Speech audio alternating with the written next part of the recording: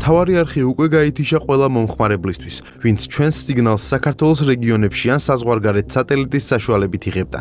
მიზეზი მარტივია. ზაზა ოქუაშვილის მიერ დანიშნული დირექტორი გოგი ქურდაძე უარს ამბობს სერვისის მიმწოდებელი კომპანიებისთვის იმ თანხის გადარიცხვაზე, რომელიც უკვე თვეების განმავლობაშია დაგროვილი გაყიდვების სახლის ანგარიშზე. უფრო მეტიც ოქუაშვილის დირექტორი საერთოდ არ იძლევა ამ თანხების არხის სასარგებლოდ გამოყენების უფლებას. ჩვენს პარტნიორ კომპანიებს კი უსაფუძვლო ბრალდებებსა და მუქარის შემცველ წერილებს უგზავნის. ამავე მიზეზით თებერვლის დასაწყისიდან მთავარი არხის გავრცელება კიდევ უფრო შეიზღუდება, ვინაიდან ჩვენი სიგნალი გაითიშება საკაბელო ტელევიზიების დიდი ნაწილისთვისაც. მე ვერ გავაკეთებ კომენტარს რომელიღაც არხის, ან პარტიის, ან სხვა ერთეულის შიგნით მიმდინარე პროცესებზე. ეს არ არის ჩემი საქმე და არც ჩემი ცოდნის ან ინტერესის. რომ სამწუხაროდ ზუსტად რომ პოლიტიკურ პარტიულ მიზნებს ემსახურებოდა, როგორც ჩანს, ახლა ამ პარტიას შიდა დაპირისპირება აქვს.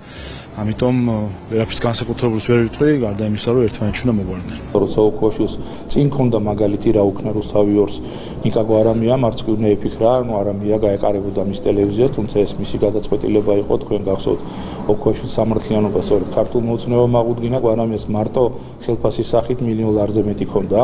როცა ტელევიზიაში მუშაობდა, იგივე შეიძლება ითქვას მენეჯმენტზე, რომელმაც იცით თქვენ რომ პირდაპირ ამბობენ ადამიანები, რომ გაძარცვეს არხი და უამრავი ვალი დაუტოვეს, განსხვავებით ჟურნალისტებსა, რომლებსაც აიძულებენ რომ ყველაფერზე წავიდნენ, ყველაფერი იკადრონ და მინიმალური ხელფასი აქვთ. არანაირი ინტერესი ჩვენ რომელიმე მედიის დახურვის არ გვაქვს და არც გვექნება. მთავარი არხი და ბატონი ოქუაშვილი და აქეთ ბატონი გაბუნია და სრული შემადგენლობა არიან ჩვეულებრივად ნაციონალური მოძრაობის წარმომადგენლები, სახეები, ერთმანეთში უნდა გაერკვნენ და დაარწმუნონ ერთმანეთი, რომ შეუძლიათ ნდობა გამოუცხადონ ერთმანეთს, მაგრამ როგორც ხედავთ, ისინი ერთმანეთს არ ენდობიან და ეს ყველაფერი რა თქმა უნდა იწვევს მათ შორის ურთიერთობის დაძაბულობას.